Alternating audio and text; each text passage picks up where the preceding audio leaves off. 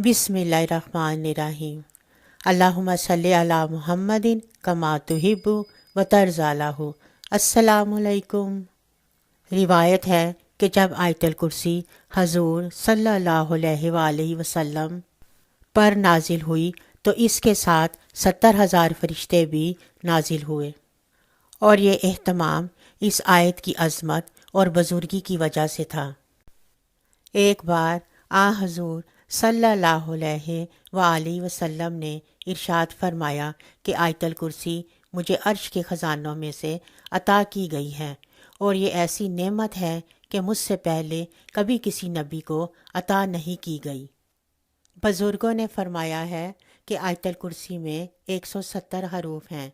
जो शख्स आयतुल कुर्सी को इसके हरूफ की तादाद के मुताबिक 70 दिन तक 170 मरतबा रोज़ाना पढ़ेगा और इसके बाद जो भी दुआ मांगेगा वो इंशाअल्लाह कबूल होगी। बाज़ अकाबरीन ने फरमाया कि जुम्मे के दिन असर की नमाज के बाद अगर आयतुल कुर्सी 170 मरतबा पढ़कर दुआ कर ली जाए तो दुआ कबूल हो जाती है। नया लिबास पहनते वक्त एक बार आयतुल कुर्सी और एक बार सूरह कदर पढ़े और ये दुआ पढ़े। तर्जुमा: ए अल्लाह, तूने मुझे नया लिबास पहनाया है, तू मुझे पाक ज़िंदगी अता कर दे और मेरी उम्र में बरकत पैदा कर दे।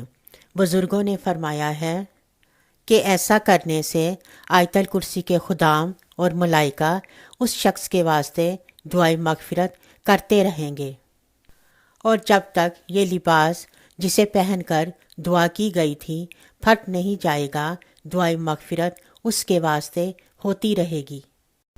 और हद ये है कि जिस वक्त मैला होने के बाद ये लिबास जिस्म से उतर जाएगा तब भी दुआ का सिलसिला जारी रहेगा। अलबत्ता जब ये लिबास फट कर पहनने के काबिल ही नहीं रहेगा, उस वक्त दुआ का सिलसिला मौकूफ़ हो जाएगा। अंदाज़ा करें जिस इंसान के लिए आयतुल कुर्सी के मुवक्किलीन हर वक्त मग़फ़िरत की पाक ज़िंदगी गुजारने की और उम्र में बरकत की दुआ कर रहे हों, उसकी खुशबख्ती में किसी को कलाम नहीं हो सकता। उम्मीद है हमारी आज की ये वीडियो आपको पसंद आई होगी। अपना और अपने गिरदोनवा का बहुत ख्याल रखें, दुआओं में हमें याद रखें। मिलते हैं एक अगली वीडियो में, तब तक के लिए अल्लाह हाफिज़।